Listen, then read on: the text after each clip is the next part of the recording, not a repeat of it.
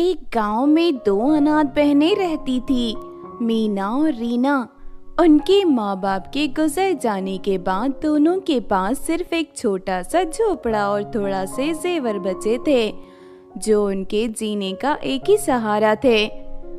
दिन ब दिन की मजदूरी करके वो लोग अपना पेट भरती थी, पर उस हालात में भी दोनों बहनें अपने जीवन को खुशी के साथ जीने की कोशिश करती थी।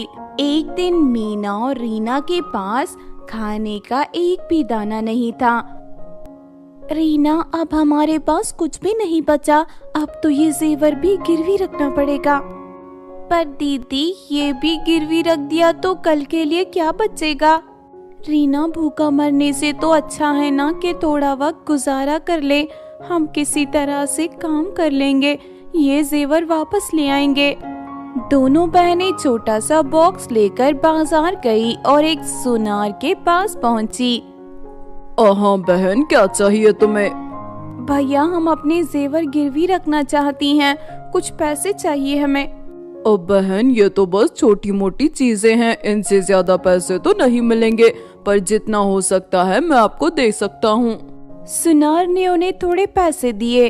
रीना ने पैसे लेते हुए कहा, दीदी, इन पैसों से हम अपनी रसोई भर लेंगे, कुछ ज्यादा राशन ले आएंगे, कुछ दिनों तक हमारा सहारा हो जाएगा। दोनों बहनें अब कुछ दिन आराम से गुजार सकती थी। एक रात जब दोनों सो रही थी, तब रीना ने अपने सपने में देखा कि उनका घर सोना और घास से भरा हुआ है। अगली सुबह जब वो उठी तो उसने ये बात मीना को बताई। दीदी, मैंने कल रात एक अजीब सपना देखा। अच्छा, क्या देखा तूने मेरी बहन?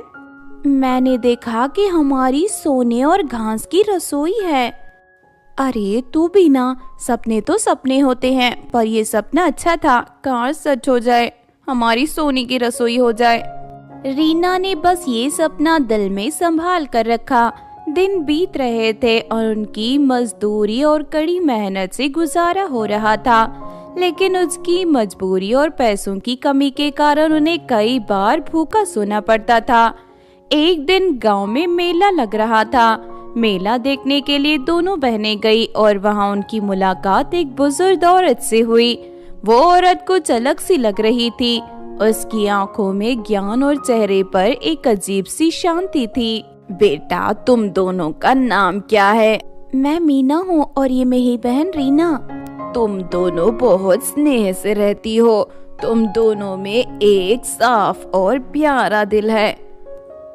जी माँ जी, हम तो बस जीने की कोशिश कर रही हैं। औरत ने उन्हें एक घास का छोटा सा पोछा दिया और कहा, इसे अपने घर ले जाओ और इस पोछे से अपनी पूरी रसोई को साफ करना, ये तुम्हारे सपने को सच कर सकता है। दोनों बहनें हैरान थी, पर उन्होंने सोचा कि कुछ नुकसान नहीं होगा। उन्होंने वो घास का पोछा अपने घर की रसोई में रख दिया और दूसरे दिन पूरी रसोई को साफ कर दी। उसके बारे में सोचा भी नहीं। रात को जब दोनों बहनों सो रही थी तो उन्होंने अचानक अपने घर में एक अजीब सी चमक देखी। जब वो उठकर रसोई में गए तो वो हैरान रह गए। उनके सामने सोना और घास के ढेर लगे हुए थे। पूरी रसोई घास की थी और चूल्हे पर जो खाना बन रहा था वह बिल्कुल सोने का था। दीदी, ये तो वही है जैसा मैंने अपने सपने में देखा था। हाँ मेरी बहन रीना, ये तो सच में हो रहा है, पर ये कैसे मुमकिन है? दोनों बहनें अपनी किस्मत पर विश्वास नहीं कर पा रही थी। उन्होंने उस सोने को बेचा और काफी पैसे कमाए। अब उनके पास जीने के लिए एक अच्छा खासा पैसा और सुख सुविधा थी, पर पैसों के साथ साथ अब उनका दिल बदलने लगा। रीना को अब हर वक्त सोना और पैसे ही दिखाई देते थे। दोनों बहनों का रिश्ता धीरे धीरे दूर होने लगा। दीदी, अब हमारे पास पैसा ही पैसा है, तो क्यों ना एक बड़ा सा घर बनाए? पर रीना, हमें तो अभी भी ये छोटा सा घर ही पसंद है, हम यहाँ खुश हैं। बड़े घर में तो तू एक कमरे में रहेगी, मैं एक कमरे में रहूंगी। पहले हम दोनों कितना अच्छा समय बिताते थे, पैसे आने के बाद तो तुम हर वक्त शॉपिंग में रहती हो, मुझे समय नहीं दे पाती। दीदी तुम हमेशा पुरानी सोच में ही रहती हो। हमारे पास अब पैसा है तो हम बड़े घर में क्यों ना रहें? मीना ने देखा कि पैसा रीना के मन पर छा गया था और उसकी मासूमियत खो रही थी। रीना अब सिर्फ अपने स्वार्थ में ही सोचती थी। उसकी पुरानी प्यारी भावनाएं धीरे धीरे मिट रही थी। कुछ दिन बाद उन्होंने देखा कि रसोई में सोना और घास कम होने लगा था।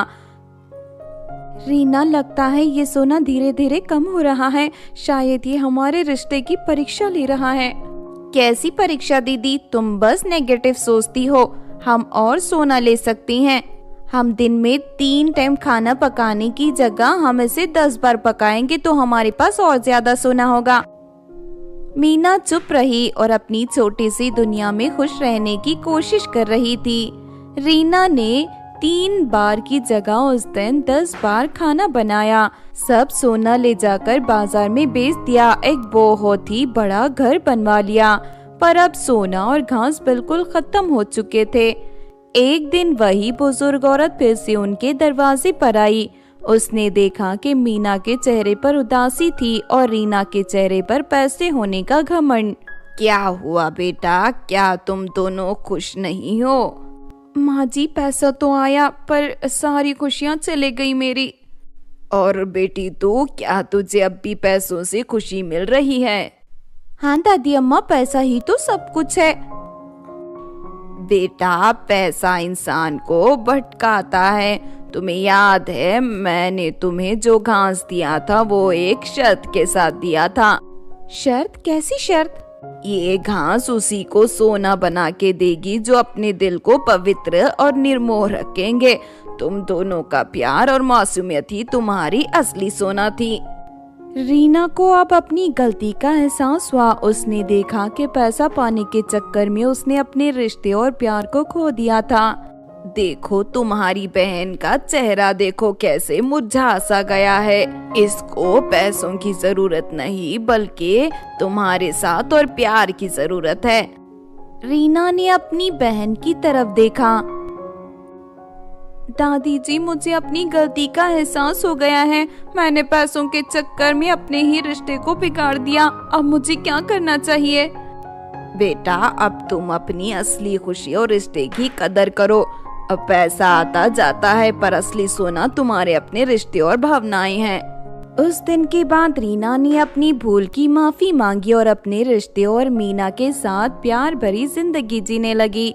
उन्होंने अब सीख लिया था कि असली सोना पैसा नहीं बल्कि प्यार और अपनी सच्ची भावनाएं हैं। और इस तरह मीना और रीना ने अपनी जिंदगी असली खुशी को पाया और एक सिंपल पर खुशियों से भरी जिंदगी जीने लगी।